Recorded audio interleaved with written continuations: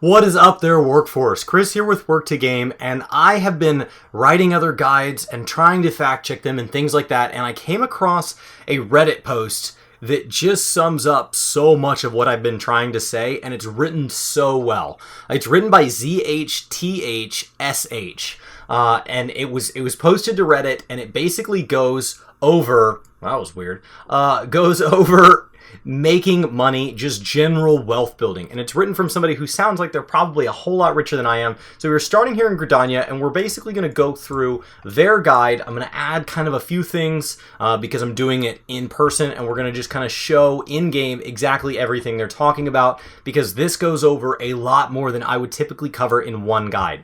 The first section they talk about is no crafters. So let's just assume that you don't have any crafters leveled. You don't want to get into that mess. It's very deep. Crafters basically have a couple, non-crafters basically have a couple ways of making money. The first is from Grand Company seal items. So if we go to Grand Companies, the easiest way to get these is to undertake supply and provisioning missions. I find Expert Delivery does the best job for me. This is just all the stuff that you get from dungeons, rolling need and greed on it. But you get it a lot. Welcome, Slamadio. I didn't realize I'll have notifications on, but welcome. Thank you guys so much for hitting that subscribe button. I really do appreciate it. Now, if we jump over to the Quartermaster here, we have all these tabs, and a fair bit of this, if we jump over to material, is actually like not market prohibited. So if you get to know your market and what each of these items is kind of used for, some of these items, like cordials for example, sell often at 500 seals per. I think mine are selling at like 750. So you'd be looking at a conversion rate of, 1.5 seals, 1.5 gil is basically equal to a seal. So if I have 10,000 gil, then I can basically turn that into 15,000 gil. 10,000 seals can turn into 15,000 gil. We'll say that correctly. But there's all sorts of other things here. Spirit bond potions, durability drops, glamour prisms I know on some servers sell really well. And in the wake of World Visit, I really couldn't tell you which of these. And honestly, over the course of history, this guide will live out here a long time. What's important is that you know the theory behind this, not the individual items. The next thing they talk about is Tomestone gear. So let's go ahead and jump over. Now that is going to change with every single expansion. So Tomestones, you may have to go back to Mordona to turn in a certain type. You may have to go to Kugane to turn in Rogger's Reach to turn in a certain type. So I'm going to jump to Rogger's Reach because at the time of this recording, Stormblood is still live and we are looking at Shadowbringers coming very, very soon. But Tomestones are basically whatever you get for doing current tier content. Typically, the most common way to do this is in Stormblood, it was a lot of Eureka, but that's running Roulettes at level cap gets it for you. It may be possible that a Heaven on Higher or Palace of the Dead equivalent grants it to you. There's a lot of things that grant it, but basically, when you're doing in-game content, one of the most common rewards is Tomestones. Now, yes, I'm aware that my load screens are long. I run a base model PS4 with no SSD, so if you wonder why it takes that long, that is why. I know some people have better luck than me and they have the exact same setup, but that's how long it takes me. Yes, I'm hardlined in, but that is not the subject here, so we'll jump over here, Tomestone Exchange. Now, like I said, this vendor location is going to depend on the types of tomes you're trying to spend, and so you can click down on one of these ones that says Other, and then you can see if there's anything that is not market prohibited. If there is anything that you can kind of sell here, like all these different crafting materials, but keep in mind, a lot of these crafting materials are used for crafting things of that expansion, and so you want to make sure that they're being used and that they're selling often. And the way you do that is that you actually check the sales history and make sure that they are selling for the price you're listing for and that they're doing so at a pace that you're comfortable with, because just because something says it sells for 10,000 gil or whatever number you're looking for doesn't mean anything if it takes 5 months to sell one. So you definitely want to check that when you're talking about seal items. If you're talking about seals that are not current tier you're probably fine, but once again I would check. The next thing they go over is gatherers, and so we're looking at kind of our miner. Mine is just 61, and then botanist, which I have at current cap, and fisher, which I have at current cap. And the way you check these is you are going to want to probably have a little bit higher eye level in mind if you want this to be a primary gathering kind of money source, but you don't have to. I'm in just base vendor level 70 gear. If I wanted to take this more seriously, like I think I'd like to in Shadowbringers, then I would want to start talking about best in slot and things like that, making sure that I'm really pushing that, because that's going to give me a higher chance at obtaining those things that are a little rarer, making sure that I get high quality as often as possible, because I'm jumping back to my market board right now so that we can go over kind of how you sell things. I put a whole guide on this on, what you need to be gathering to sell, specifically kind of targeting botany was what I was talking about in the video, but it all roughly translates. And so if we go and we click down on, like, say, seafood, one of the little tricks is you can go here and you can set demand. And so I can see that hammerhead sharks are in demand right now and they're selling for 2,500 a piece. And so I could go look up on something like Gamer Escape or some other website where I can find hammerhead sharks, how hard they are to get. And I can say, okay, is that worthwhile? And I can do the same with kind of lumber. And I can say, okay, lumber right now, I can look at demand. And I can say, okay, there's these different, so what does it take to go get a Toria log or a Black Willow log? A lot of times you'll find that these are unspoiled nodes, and so you may have to start to get to learn that system. But once you know how to do this, the money is incredibly consistent, and it's just how much time you trade for money, and you literally just go and repeat this task over and over. The next thing they talk about is selling maps. Now, treasure maps are something that will update with the expansion, I assume. So what you'll be looking for is Time Worn. Now, if we look at Time Worn, then there are different maps here, and as of Shadowbringers, Gazelle Skin is the current level 70. What they recommend, it's best with the more players the better, because a lot of times it's just dropping gil. It'll give 10,000 gil to everybody in the party, and that doesn't matter if there's 6 people or 8. So running it with 8 actually divides out the cost of buying the maps to where every person just kind of shows up with 1 or 2. You can only have 1 in your inventory and 1 learned. So if I go into my inventory, I can only have 1 in here, but then once I learn 1, it actually gets moved over to one of these other tabs here where it becomes a map. There it is, Wind Up Gazelle Skin Treasure Map. So you can take one, right-click it, it'll go into this page, and then you can go buy a second one. Now these can also be gathered. They can only be gathered once every 18 hours. So, you can definitely go out there and find one. I can grind one up usually within just a couple nodes on my botanist, and so that can save me. But like at the end of the expansion here, these are going for tens of thousands, and they make you hundreds of thousands per run, per group. So we're looking at 40,000. I probably make 200 to 500,000 per map clear. At the beginning of an expansion, these will be hundreds of thousands, and then will make you theoretically millions of gil. That doesn't mean every individual map, but if you sit there and you go with a group of 8 and you guys clear all 16, and then if there continue to be maps within maps like there are now, then you can end up running a lot of content before you have to go buy another 2 maps. And then definitely pay attention to the days of the week if you're really trying to do the price, because these vary pretty heavily based on the days of the week. At least they do currently. So I would definitely keep an eye out on that. Now, the next thing they talk about is with crafters. Now, my crafters are not at cap.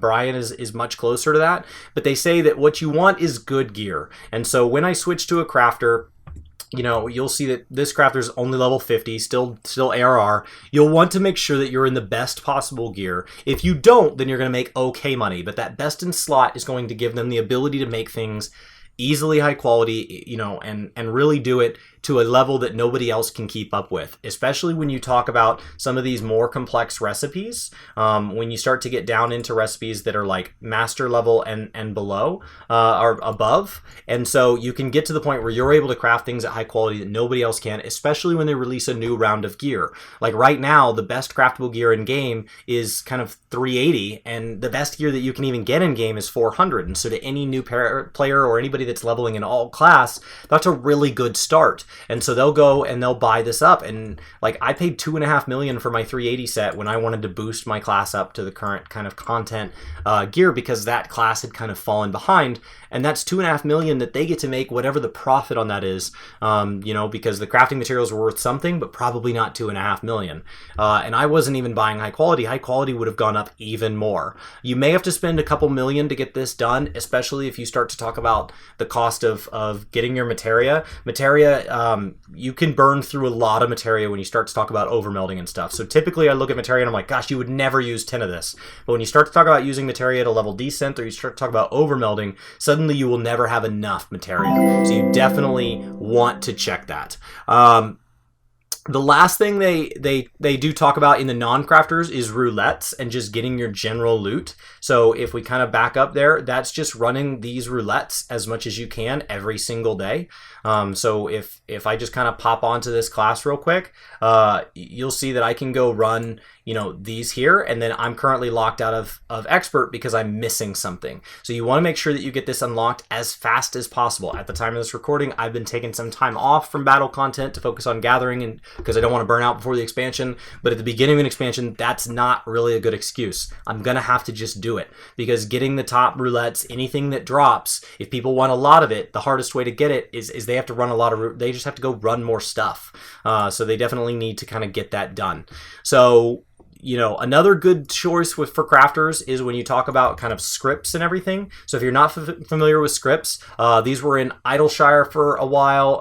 I know that Rhalgr's Reach has some. There will probably be a new crafting area in Shadowbringers. So it'll depend on kind of what level your crafters are, if they're 50, 60, 70, or 80. But let's talk about 70, because that's what I have access to today. And you're going to be looking at what you can buy that's not market prohibited. Now, once again, this is going to be things like cordials or like crafting mats, and so you definitely want to check your market board and get a feel for that, and you want to see how often it's selling, because if your market is priced a little too high, not only will it not sell to the people on your server, but now that there's server visit, people on your server may never come around to buying it because another server is cheaper. And so you want to know that the prices that you're listing at are real prices and not just numbers you're putting in. So at least in Rhalgr's Reach, with a script vendor is over here in these tents. And scripts, there's a gathering script system for collectibles, and there's a crafting script system for collectibles. Collectibles is a pretty complex thing to kind of explain in a video like this, but basically you go to the script exchange, and then you can buy all these different menus worth of stuff and look for the term market prohibitive. It says market prohibited, you can't sell it. And so if you don't have a way to convert it into something that's useful, then you're not making any money there. So if you're using that to make money, that's really no good. Now, the next part of this video is they talk about a few things to keep in mind. I really appreciate the way this was written. So in the link down below, I'm going to link directly to this article if you prefer a written article, because I think it was really well written and it's good reference material. The first thing they said, target your competitors. You want to figure out a market that you want to focus on. Becoming an expert in a market and becoming well known in that market can actually help you establish yourself and really get to know exactly when something's priced reasonable, when it's not, know exactly what you need to restock so that you're spending the least minutes of your playtime per week stocking these items. I know exactly how to farm this. I know exactly how long it takes. I know exactly how often I have to do it. Okay, that makes you more and more efficient. So then your gil per hour goes up, even if it's the same amount of gil, because you're spending less hours.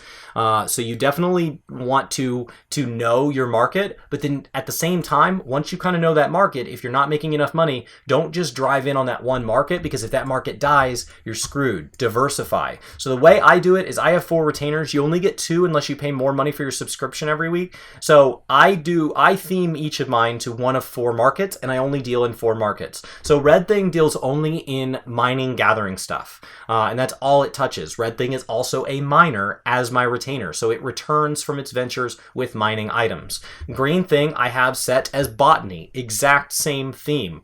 Keep in mind that these are level capped based on you, so Red Thing has not been able to level progress because I'm not leveling my miner, but the rest of these are at 70, so they bring me substantially better stuff. Green Thing is a botanist, so that is 100% where I keep all my botany stuff sold. Amazonian Primal I deal with culinary and consumables, and alchemy consumables, but since I haven't really kind of capped those out recently, I don't really deal in those much, but I also do fish. So kind of just think food, consumables, things that are going to turn fairly often, but they don't turn in the same size stacks that I do up here. These top 2, I can list things in stacks of 99 because they're going to crafters. The fish and the culinarian stuff, I'm starting to get down to where I need to keep in mind the raid consumable rates. So I can't necessarily go make an unlimited number of a certain type of soup or something like that. I need to make it in quantities that people will actually buy, because if you get into really expensive food items, sometimes the stacks of 99 sell a lot slower because somebody doesn't want to drop that kind of cash. The last one I sell is items, and this is where I sell things that my crafters make as I've been leveling them up, but I also sell vendor gear, because vendor gear for me I've found to be a nice flip, but I'm very picky on which vendor gear I flip. And so that is going to change based on your server and based on time. For example, right now in Stormblood, I have had a lot of luck selling a handful of the pieces of the gathering leveling gear that is found in Kugane. But you need to get to know which market is lacking. Sometimes during Stormblood, I have found that selling the stuff that's sold in Foundation has been where I've made the most profit, and I've turned things relatively often. So you want to know where there's kind of the market to be had, and then I can go buy those in infinite quantity and then sell them for a profit on the marking board. That's the 4 markets that I choose to dabble in, which is why my materia piles up. I don't deal in the materia market. That's all just materia that I have for me. So you want to kind of be aware of that. You also want to make sure that what market is currently, it doesn't matter whose price is the lowest. It matters whose price is the lowest at the time of the sale. So if I go in and I want to buy, let's say, a botanist tool, then I can come in here and I can see Nightsteel Hatchet is currently at 438,400. And if I go to history, I can see it went for 438,400, but it's also gone for 451. It doesn't matter who the lowest price is. It matters who the lowest price is at the time that somebody clicks buy. So if they sit at this for 24 hours, you can see that this has been selling kind of 1 per day, 1 per day, several per day over the weekend, several per day over the weekend, then 1 per day, 1 per day, 1 per day. So like this is mostly 1 or 2 per day during the week and then several during the weekend, which means on a weekday, if that one is already sold for the day, it doesn't matter if this guy is the lowest price, Troy here,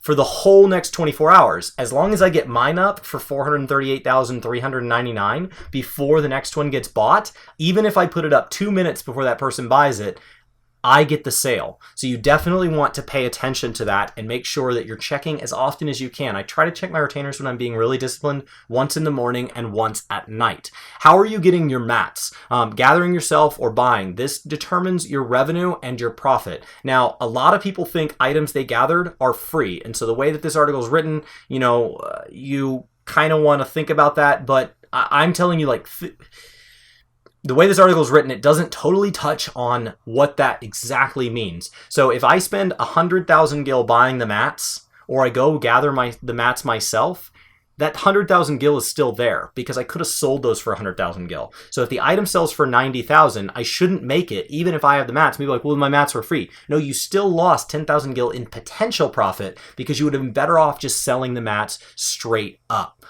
So make sure you compare prices. You look at this history thing. You know, if you're looking at items that don't sell very often, especially some of the rare pets, it might be worth being aware of what it's worth on other servers. So we go to minions and things like that, especially these rarer minions. So if we sort minions by demand, there's probably a handful of minions that, like this wind up quick earn. There's only 3 of these. It doesn't have a vendor price, so you know that it came from that. That's 40, 50, and 58. But on another server that could be 200.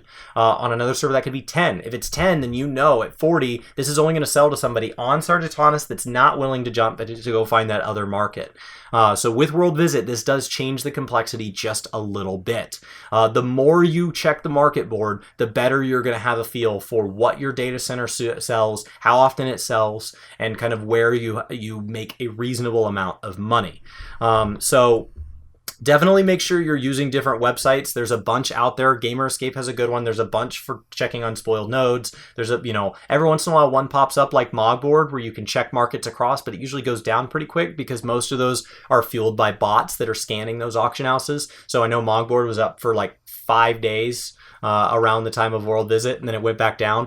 And so, keep an eye out for websites like that and then use those as a resource if you'd like. There's also a fair number of good Discords out there for Disciples of Hand land, disciples of land. And so just go out there and try to find any resources that you can. Check other guides, check other streamers, check things like that, because the more information you have, the better at this you can be, and the less time you can spend, which once again ups that gil per hour. If I make 1,000,000 gil over 1,000,000 hours, that's not very good. But if I make 1,000,000 gil over 1 hour, that's incredible. So the closer I can get to that 1 hour, the more money per hour I'm making.